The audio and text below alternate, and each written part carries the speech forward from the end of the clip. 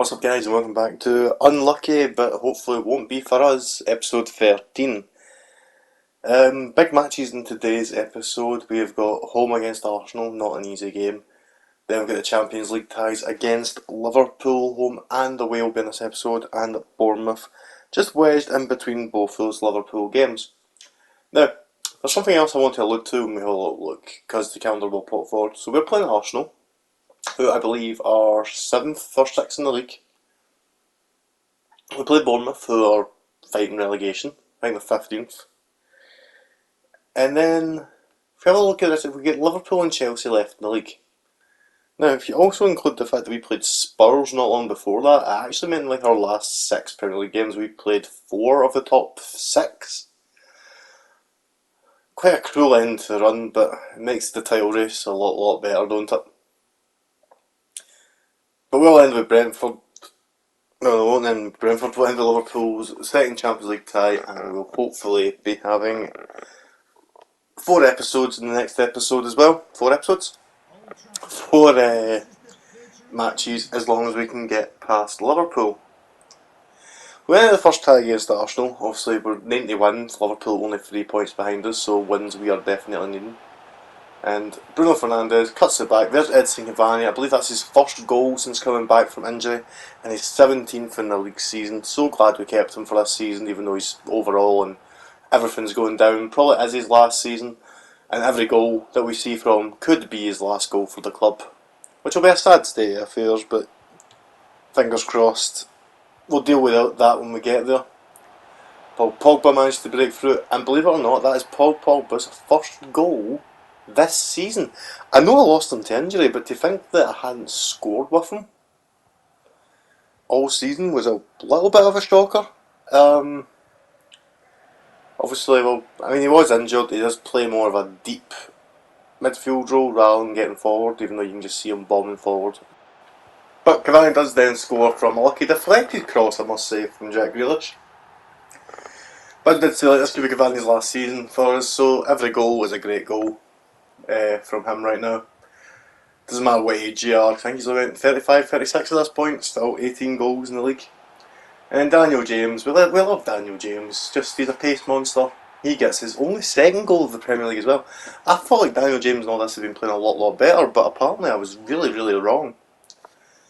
Arsenal though do finally make a chance to eventually try and score. Somehow Jan Oblak makes a point blank save, and then the referee gives a penalty because apparently Oblak pushed it onto Paul Pogba's arm. VAR would probably disagree with that one, at least my VAR would. Did he even touch his hand? FIFA EA Sports, make the handball a bit more obvious. However, Pepe, I mean, I was going wide by the looks of it anyway, but absolutely mucks up that penalty. And we do go on to win 4-0. So one of our toughest tests near the end of this season done. Still a lot of tough tests to go, but going into Liverpool, this is going to be a big test. Because we all know Jota does love to score against us. He plays that ball through to Mane, Jan Oblak with an absolutely massive save there. And Max Aarons brings it out, time for our turn to counter.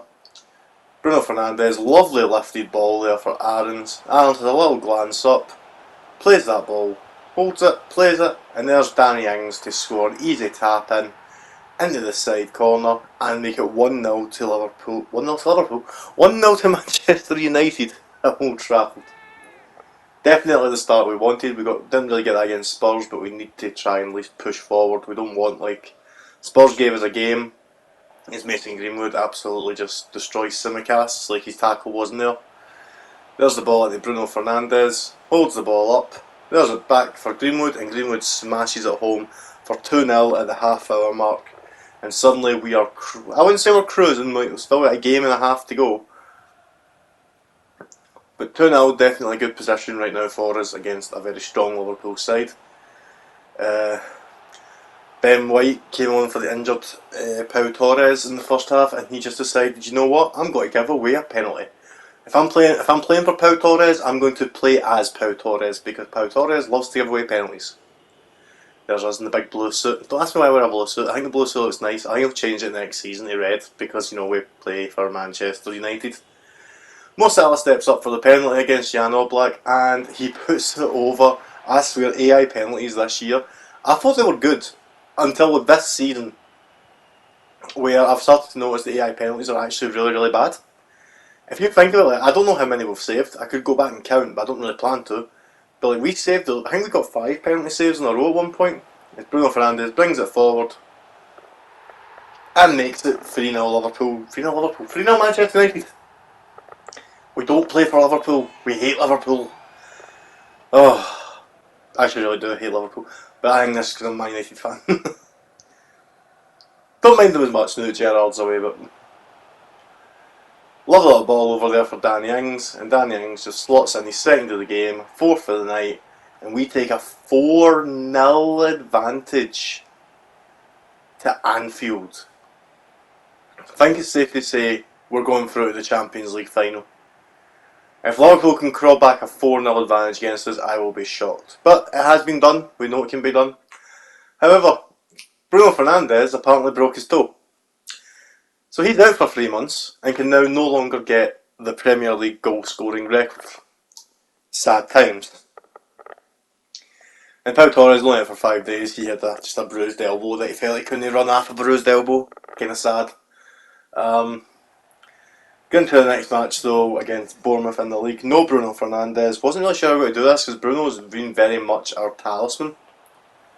Bournemouth like ripped right through us to start with Jack Wilshere. It's like great. Oh, watch this bit. I thought it was saved. Declan Rice just like, nope. Sorry Oblak, I don't trust you right now.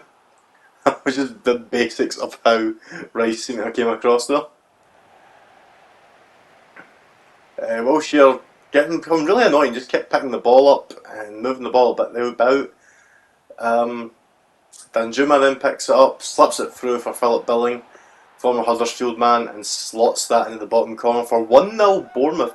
Now I said Bournemouth have been playing really well recently as we've seen them like climb away from relegation. I don't think they're playing well enough to put us 1-0 down though. We do eventually get a goal back, Jadon Sancho getting the goal for a lovely ball for Danny Ings. Jadon Sancho's 4th goal of the season. Of course he did take a 3-month injury spell out as well. But not really proven that 189 million price tag, and of course has actually signed for Manchester United now in real life, 73 million. Here's the thing though, and here's the thing, like price tags definitely overvalued these days because well, I'm old enough to remember Henry going to Barcelona for like 10 million? Yeah, Darren Bent went from Charlton to Tottenham that same summer, was it for 12 and a half? And that made no sense to me at the time, like how can Darren Bent go for more than Henry? Just the English overpriced tag, isn't it? Is Jack Grealish really worth 88 million? Does money technically have no value anymore in the game of football? That is the real question. Is watch this, like Mason Greenwood, take a bow, son. 6th goal of the season. Sancho obviously got his 5th as well to make it 2-1. But watch the replay on this. Like the pure striking ability of Mason Greenwood. I think I've said it quite a bit. I've said it a lot recently. Just flats it in the chest. Ball takes the bounce and he just smashes it in the near post. Sort of half volley and just tightest of angles to put that ball in. And we do go on to win the match 3-1. Another really, really good one. However, we now lose Danny Ings to a broken toe for 3 months. What is our striker dilemma? I've got to say, see if it wasn't for the fact that Mason Greenwood was banging in goals, I think I'd be really, really worried at this point. But we can play Greenwood up front. And we've had really bad injuries. We've had really bad luck with injuries this season. But at no point have I said to myself, I'm going to go and call on Marcus Rashford. And we could be fully out of players for the striking, left mid, right mid cam positions. Marcus Rashford would still not step foot on the pitch. He's gone to Barcelona in the summer. I don't want him near my team. So that is how much it is going.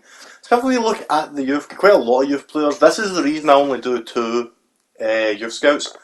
3 is just far too many, because I can get a lot of players just doing 2. And also I'll get rid of them so and so, but just the way things go. Anyway, in our last game of the episode, we are leading, and you will see immediately, I tried to change the settings for this.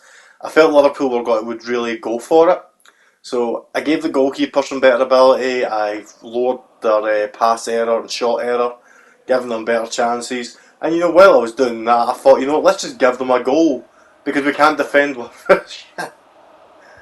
like, oh, what was I doing? I just can't defend. What was I doing? What were we doing there? But that did allow Fabinho to get them one back in the fourth minute. And I was starting to get worried they were totally controlling the ball.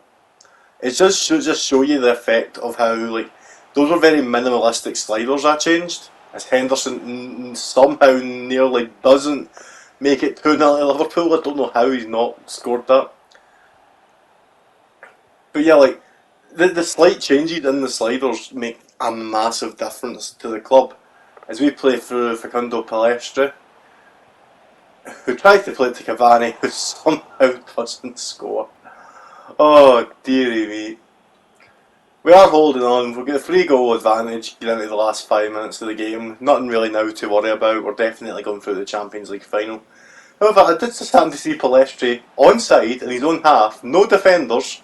Kimpembe tries to catch him, but Palestre does in fact score to make it 1 each at Anfield, 5-1 in aggregate, and make sure we don't go into the Champions League final on the end of a defeat, which is always good. You're not going to see who we're playing in the Champions League final though just yet. I'm not going to show that. We'll show that in the next episode, but we'll keep that on the down low.